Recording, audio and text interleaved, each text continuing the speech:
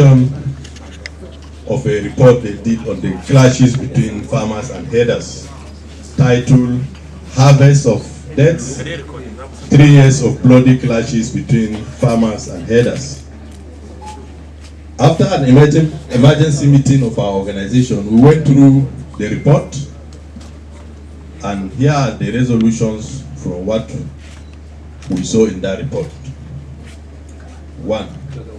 After a thorough review of the Amnesty International report on the conflict between farmers and herders in Nigeria, we have found out that substantial part of the report is not only false and unsubstantiated statements, but also written to satisfy their paymasters and further stoke the conflict.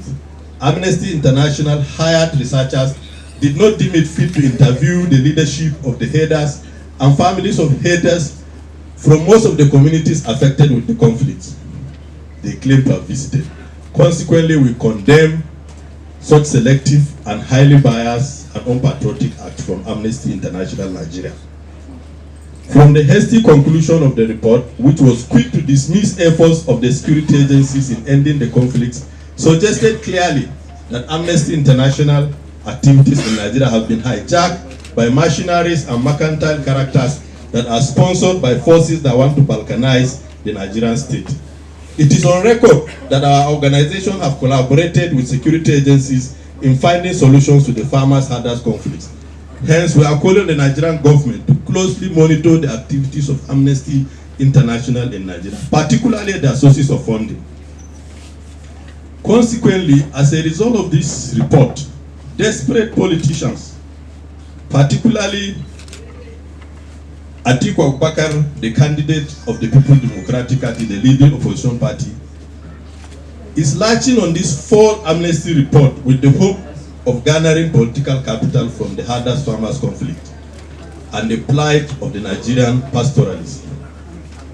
So we call on our members and peace-loving Nigerians not only to condemn Atiku Abubakar for the self-hate and naked dance in the marketplace, but to totally reject him as a presidential candidate, as his intentions are inimical to the development, peaceful coexistence of the country. We blame former President Olusegun Obasanjo for hosting a shadowy character like Atiku Abubakar as vice president on the nation, and now trying desperately to bring him back as president. We are equally calling on His Royal Highness the Lamido of Adamawa to strip Atiku Abubakar of his title as Waziri in Adamawa for his open hatred for the Fulani pastoralists and surrounding himself with ethnic irredentists and hate speech merchants that have been profiling the Fulani race and calling for their genocide.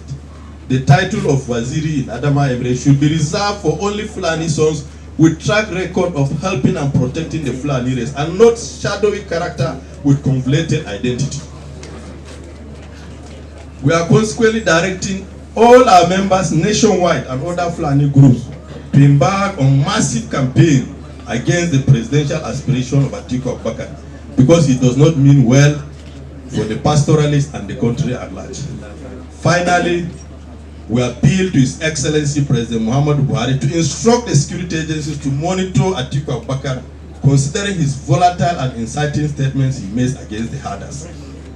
His statements as a presidential candidate is capable of destabilizing the country, especially considering that he is currently surrounded by anarchists and hate speech merchants feeding on the lucrative industry of fake news and ethnic identity.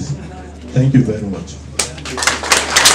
Cattle breeders endorse Excellency President Muhammadu Buhari. I believe it was a right decision, and for us also, we cannot shy away from supporting a more credible candidate.